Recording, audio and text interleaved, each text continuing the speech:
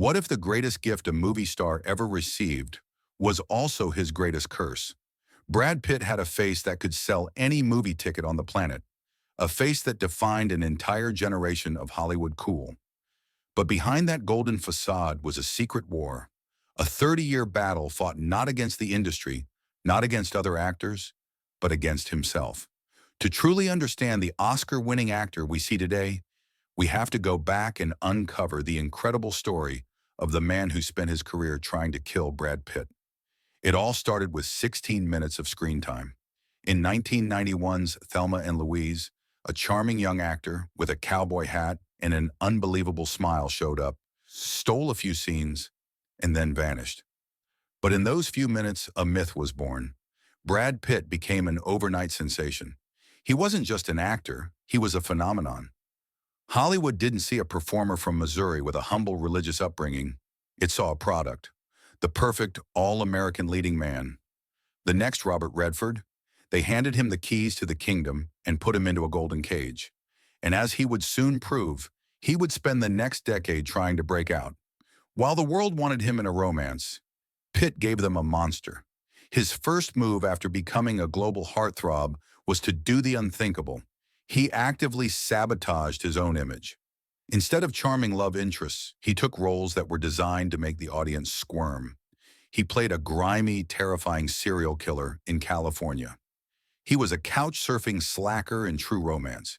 He was a twitchy, manic, wild-eyed patient in 12 Monkeys. This wasn't a career path, it was a rebellion. It was a desperate attempt to scream to the world, "I am not the man you see on the posters."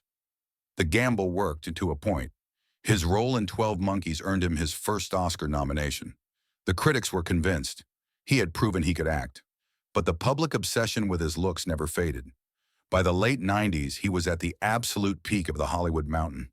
He delivered iconic performances in modern classics like Seven and Fight Club, a film that, with profound irony, was a blistering critique of the very consumerism and image obsession that defined his stardom. He was proving he could have it all, critical acclaim and blockbuster success. But just as his artistic identity was solidifying, his personal life took over. He married Jennifer Aniston, America's sweetheart. Suddenly, he was no longer just Brad Pitt, the actor.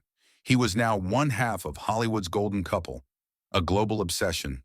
The myth of Brad Pitt, the one he had fought so hard against, had merged with another, creating a level of celebrity that was almost inescapable. One movie changed everything. In 2005, Mr. and Mrs. Smith hit theaters, and the world's media went into a frenzy. Reports and rumors swirled around Pitt and his co-star, Angelina Jolie. Regardless of the private details, the public result was a media event unlike any other, the birth of Brangelina. It was a cultural singularity. Every magazine cover, every news broadcast, every early internet blog was dominated by this one story. The actor he had fought to become was completely and utterly consumed by the tabloid figure. His work was now a footnote to his personal life. He was a character in a global drama he no longer controlled. Trapped and with his identity erased by the blinding flash of paparazzi bulbs, Pitt made an astonishing pivot.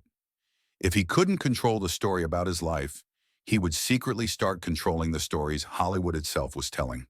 He had founded his own production company, Plan B Entertainment, years earlier, but now he poured his focus into it. It became his secret weapon. He used the power and influence that came with being Brad Pitt to get small, difficult, and important films made, like the Oscar-winning The Departed, 12 Years a Slave, and Moonlight. He was laundering his celebrity currency into cultural capital. His eventual separation from Angelina Jolie was, once again, a massive public spectacle. But this time, something was different. In candid interviews, he spoke of his own failings, of going to therapy, of his struggles with alcohol. The perfect facade was finally publicly shattered. And in those cracks, a real person began to emerge. This newfound vulnerability translated to the screen. He played a lonely astronaut in Ad Astra and a world-weary baseball manager in Moneyball. The man on screen was finally starting to look like the man within, complex, flawed, and infinitely more interesting. In 2019, Quentin Tarantino cast him in Once Upon a Time in Hollywood. He wasn't the lead. He was the supporting character, the effortlessly cool but quietly dangerous stuntman, Cliff Booth. It was the role of a lifetime, a perfect blend of his movie star charisma and his newfound character actor depth. And for that role, he finally won his first Oscar for acting. Standing on that stage, it felt like the final scene of a 30-year movie. The award wasn't for being a movie star. It was for being an actor. The war was over. Brad Pitt's journey through Hollywood is more than just a story of fame. It's an epic struggle for identity. From a reluctant icon trying to escape his own reflection, to a rebellious artist fighting for credibility, to a global celebrity trapped by his own myth, and finally to a master of his craft in full control of his destiny.